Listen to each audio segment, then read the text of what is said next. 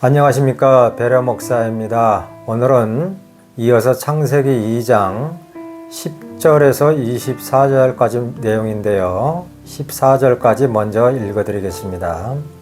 10절부터 읽어드리겠습니다. 강이 에덴에서 흘러나와 동산을 적시고 거기서부터 갈라져 내 근원이 되었으니 첫째 이름은 비손이라. 금이 있는 하일라라. 온 땅을 둘렀으며 그 땅의 금은 순금이요 그곳에는 베델리엄과 호마노도 있으며 둘째 강의 이름은 기혼이라.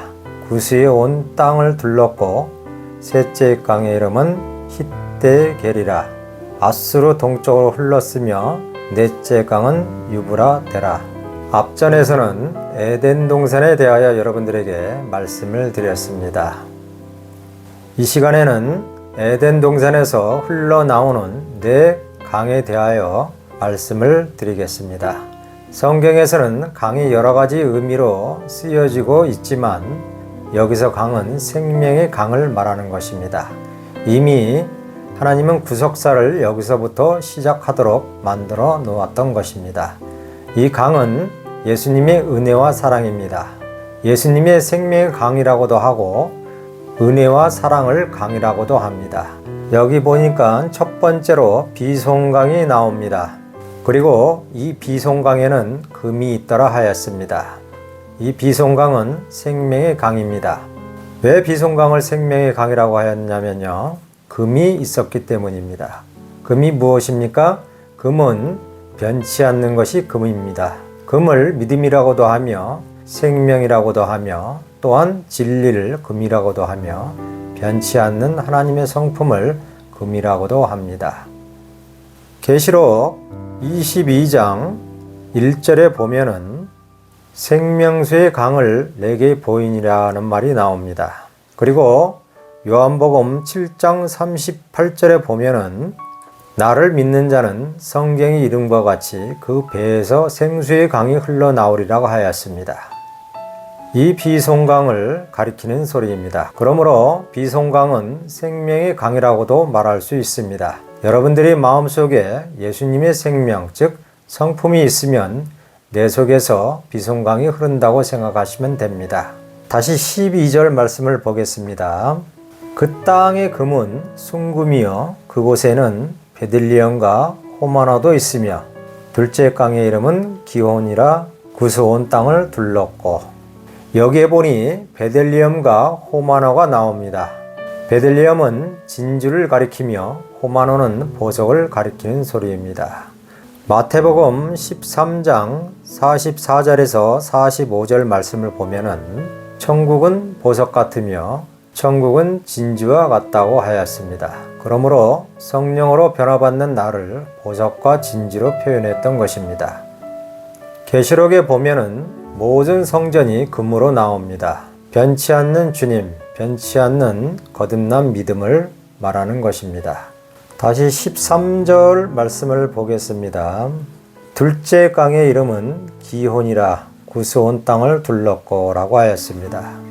여기서 온 땅이라는 것은 모든 사람이라는 소리입니다. 이 세상의 모든 사람들은 출생을 합니다. 기혼강은 출생의 강인데 이 강은 예수님의 생명도 되지만 은혜와 진리도 되고 예수님의 사랑도 되는 것입니다.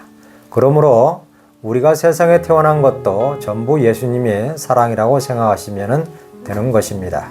우리 인간이 태어날 때 잘 되라고 태어났지 못 되라고 태어난 것은 아닙니다. 그래서 둘째 강의 이름을 출생의 강이라고도 하는 것입니다. 모든 만물이 태어날 것을 말하는 것입니다. 어디에서 태어나겠습니까? 바로 예수님의 사랑 안에서 태어나는 것입니다.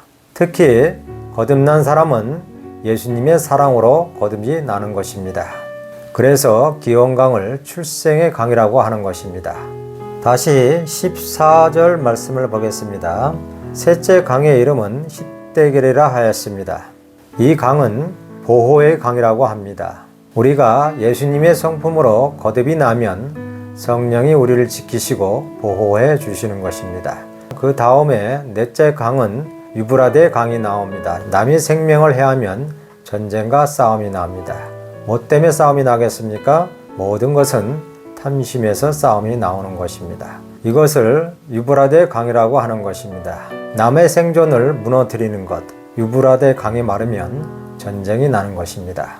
유브라데 강은 보전의 강이라고도 말할 수가 있습니다. 그러므로 하나님을 믿는 우리는 진리를 보존해야 되고 형제를 지켜주고 보살펴 줘야 하는 것입니다. 그렇지 않고 헐면 싸움이 나는 것입니다. 유브라데 강이 어느 지역의 땅을 말하는 것이 아닙니다. 형제를 섬기지 아니하고 형제를 무시하고 진리를 업신여기면 유브라데 강이 말라진 상태입니다. 유브라데 강이 차고 넘치면, 즉 충만하면 사랑하는 마음, 돕는 마음을 가지고 있는 것입니다. 이 네 강이 신약 성경의 사복음서로 나옵니다. 이 사복음서가 예수님의 네 면을 말하는 것입니다. 예수님이 한 면이 그리스도의 면인데 왕의 면이며 이것을 마태복음이라고 합니다. 그리고 전 인류를 위해서 죽으셨으니, 즉 섬기셨으니 이것을 마가복음이라고 합니다. 즉 섬기는 면입니다. 또한 예수님은 온유한 인성을 지녔으니 이것을 누가복음이라고 합니다. 예수님에게는 하나님의 신성, 즉 생명이 있으니 요한복음이라고도 하며 또한 독수리 복음이라고도 합니다. 이 네 강이 예수님의 네 모습을 말하고 있었던 것입니다. 또한 계시록에 네 강이 나오는데 이것 또한 예수님의 네 면을 말하는 것이며 예수님의 네 면을 네 강으로도 표현하고 네 생물로도 표현하고 네 말로도 표현하는 것입니다. 흰말, 검은말, 붉은말, 황색말로도 표현합니다. 그리고 에스겔 47장에 보면은 네 강이 나옵니다. 일천척은 발목이요, 일천척은 무립이며, 일천척은 허리며, 일천척은 머리가 없어서 건널 수 없는 강이었다라고 하였습니다. 이것은 완전히 성화된 사람을 가리키며 강 건너는 세상을 말하고 강은 하나님의 은혜를 가리키는 것입니다. 이 생명수가 어디서 나오냐면요, 성전 문지방에서 나오더라 하였습니다. 성전은 예수님이십니다. 그것도 무너진 성전에서 나온다는 것입니다. 이 말은 십자가에서 죽으신 예수님에게서 생명이 나온다는 것입니다. 우리 육체도 허물어져야 합니다. 우리 속사람은 성전이라도 우리 겉사람은, 사람의 성품은 허물어져야 합니다. 그래야 내 성품이 허물어져야 거기서 예수님의 성품이 나오는 것입니다. 성경은 이 말을 오늘날 우리들에게 하려고 예표로 썼던 것입니다. 그러므로 이 강물이 흐르면 이 안에 생명이 있고 출생이 있고 하나님의 보호가 있고 하나님의 보호를 통하여 우리가 천국까지 이르게 하는 것입니다. 하지만 이것들이 내 안에서 마르면 전쟁이 일어나는 것입니다. 은혜가 소멸이 되면은 내 마음은 이미 마른 것입니다. 반대로 은혜가 내 마음에서 충만하면 강이 넘치는 것입니다. 내 마음에서 짜증이 나고 힘들고 다툼이 있고 분쟁이 있고 완악하면 유브라데 강이 마른 것이며 내 마음이 찬송과 기도와 말씀을 통하여 은혜가 충만하다면 유브라데 강이 충만하게 되는 것입니다. 다시 15절에서 17절 말씀까지 읽어드리겠습니다. 여호와 하나님이 그 사람을 이끌어 에덴 동산에 두어 그것을 경작하며 지키게 하시고 여호와 하나님이 그 사람에게 명령하여 이르시되 동산 각종 나무의 열매는 내가 임의로 먹되 선악을 알게 하는 나무의 열매는 먹지 말라. 내가 먹는 날에는 반드시 죽으리라 하시니라 고 하였습니다. 에덴 동산을 지키게 하시는 이는 영에서는 그리스도이십니다. 여기 17절을 보니까 선악을 알게 하는 나무는 먹지 말라고 하였습니다. 먹지 말라는 것은 영에서는 즐기지 말라는 소리입니다. 여기 선악이 나옵니다. 선악이란 사람에게는 마음에 선과 악이 같이 공존합니다. 악한 성품대로 살지 말고 그리스도 안에서만 행하라는 소리입니다. 생명나무가 그리스도입니다. 선악과를 먹으면서 즉 사람의 성품대로 살면서 행하는 모든 것이 악이라는 것입니다. 반대로 생명나무, 즉 그리스도의 성품 안에서 산다면 그가 행하는 모든 것은 선이라는 것입니다. 곧 이것이 영생입니다. 선악나무란 사람이 아담으로부터 물려받은 성품을 말하며, 생명나무는 예수님의 성품이므로 사람의 성품으로 즐기지 말라는 소리입니다. 성경에서 사람의 성품을 가장 잘 표현한 것이 갈라디아서 5장 19절에서 21절 말씀입니다. 읽어보시기 바랍니다. 사람의 성품 16개, 예수님의 성품 7개, 효과로 나타난 것 5개, 합해서 12개가 있습니다. 이미 앞전에 수시로 말씀을 드렸습니다. 선악을 먹는 날에는 반드시 죽으리라 하였습니다. 근데 아담과 하와가 그거 따먹고 안 죽었습니다. 하지만 영은 따먹는 날부터 죽는 것입니다. 아담이 무엇으로 살았습니까? 성경에는 무화과 나무로 수치를 가렸다고 하였습니다. 무화과 나무는 하나님이 말씀의 상징으로 말씀으로 애쓰고 그랬더니 하나님께서 양의 옷을 입혀서 살리셨다고 하였습니다. 즉 예수님의 의로 살리셨다는 것입니다. 그러므로 아담이 구원을 못 얻으면 영으로는 전 인류가 구원을 못 얻는 것입니다. 아담이 죄가 유전됐다는 말은 아담의 성품이 유전되었다는 것입니다. 아담의 성품 자체는 죄입니다. 인간은 성령이 아니고서는 내 성품을 좋아할 수밖에 없습니다. 성령께서 오셔서 내 악한 성품을 제거시키시고 생명나무를 내게 심어주셔서 그것을 먹게 하는 것입니다. 생명나무는 생명의 성령을 말하는 것입니다. 이것을 말씀을 이룬다라고 말을 하는 것입니다. 이 선악과 나무를 육으로는 아담이 먹었지만 영으로는 예수님이 먹으신 것입니다. 왜 예수님이 먹으셨습니까? 먹어서 먹은 것이 아니라 사람의 죄를 뒤집어 쓰셨기 때문에 영에서는 먹은 것이 되는 것입니다. 그래서 아담이 살게 되는 것이고 전 인류가 예수님을 믿으면 구원의 길이 열리게 되는 것입니다. 다시 18절 말씀을 보겠습니다. 여호와 하나님이 이르시되 사람이 혼자 사는 것이 좋지 아니하니 내가 그를 위하여 돕는 배필을 지으리라 하시니라 하였습니다. 육에서는 이 말씀이 맞습니다. 하지만 영에서는 그리스도와 성도를 가리키는 소리입니다. 그리스도가 혼자 있는 것이 안 좋은 것입니다. 그래서 신부들을 짓는 것입니다. 예수님이 우리를 지체라고 하시고 허물이 있어도 사랑하는 것입니다. 여기서 짓는 것은 성도와 그리스도를 지을 것을 말하는 것입니다. 하지만 사람들은 그리스도와 짝지으려고 하지 않고 세상과 짝을 지으려고 합니다. 이것이 문제입니다.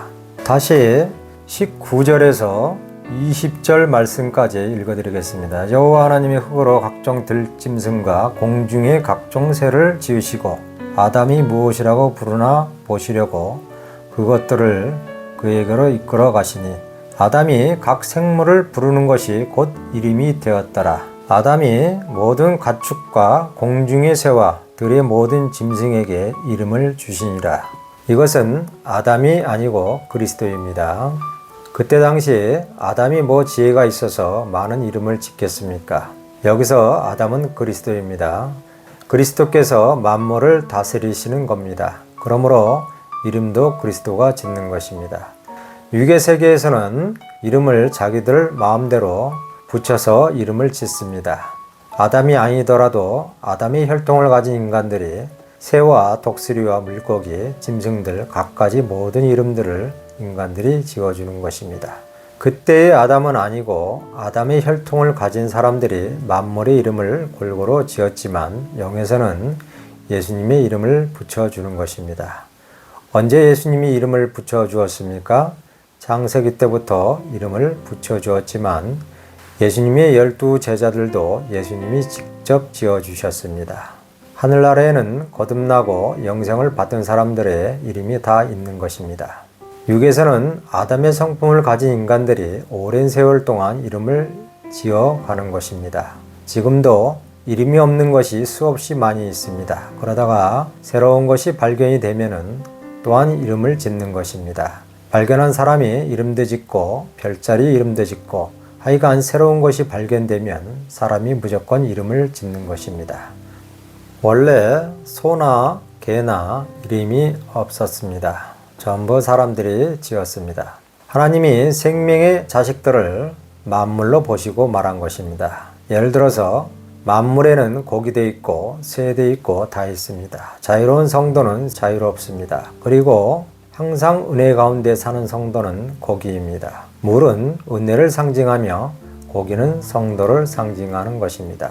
과일을 맺는 나무도 마찬가지입니다. 과일을 맺는 나무는 성도요. 또한 그 성도가 채소도 되는 것입니다.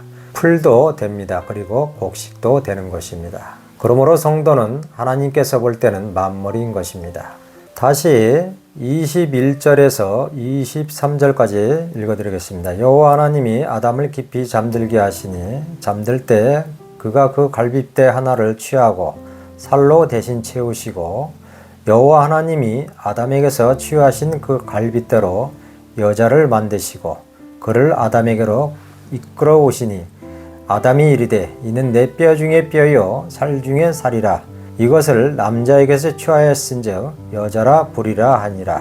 이것은 아담에게서 빼는 것이 아닙니다. 문자상으로는 아담에게서 빼냈지만 영에서 보면은 예수님이 죽으심을 통해서 여자를 낳으셨던 것입니다. 여자는 교회이며 교회는 곧 성도입니다. 여기서 아담이 잠들었다는 말은 예수님이 죽으심을 통해서라는 말이며 갈빗대라는 것은 예수님의 마음, 즉 성품을 말하는 것입니다. 인간에게도 갈빗뼈 안에는 가장 중요한 심장이 있는 것입니다. 그러므로 여자를 지으셨다는 것은 예수님의 성품으로 성도를 지으셨다는 말입니다. 구약은 예언의 말입니다. 예언하시고 그 예언대로 이루셨던 것입니다. 성경에 기록된 말씀은 하나도 의미 없는 말이 없습니다. 부활하신 예수님이 성령을 통해서 자기 성품으로 우리를 성품으로 지어서 여자를 만들어서 살 중에 살이요 뼈 중에 뼈라고 하였던 것입니다. 그래서 예수님이 우리를 먼저 사랑하시는 것이 맞습니다. 누가복음 23장 28절에 보면은 예루살렘의 딸들이라는 말이 나옵니다. 육에서는 남자와 여자가 구분이 되지만 영에서는 남자와 여자를 따지는 것이 아닙니다. 예루살렘의 딸들은 주님의 성품으로 거듭난 모든 성도들을 말하는 것입니다. 다시 24절 말씀을 보겠습니다. 이러므로 남자가 부모를 떠나 그때 당시 아담과 하와는 부모가 없습니다. 그럼 그 부모가 무엇을 말하겠습니까? 세상이라는 부모를 떠나서 그리스도와 하나가 되라는 것입니다. 여기서 부모라는 것은 육신의 부모를 말하는 것이 아니고 세상 자체를 부모로 본 것입니다. 육에서는 나를 낳아주신 분이 부모이며 영에서는 만물이 부모로 들어가며 생명에서는 하늘에 계신 아버지 하나님이 진짜 생명의 부모입니다. 부모는 돕는다는 뜻입니다. 오늘의 중요한 말씀입니다. 인간의 마음에는 선과 악이 있는데 예수님은 인간의 악한 성품을 멸하기 위하여 이 땅에 오신 것입니다. 사람의 성품은 곧 악입니다. 생명의 네 강이 여러분들의 마음속에 충만하시고 주님의 성품으로 늘 지음받으시기를 바라겠습니다. 오늘은 여기까지 하겠습니다. 다음 시간에 또 뵙겠습니다. 감사합니다.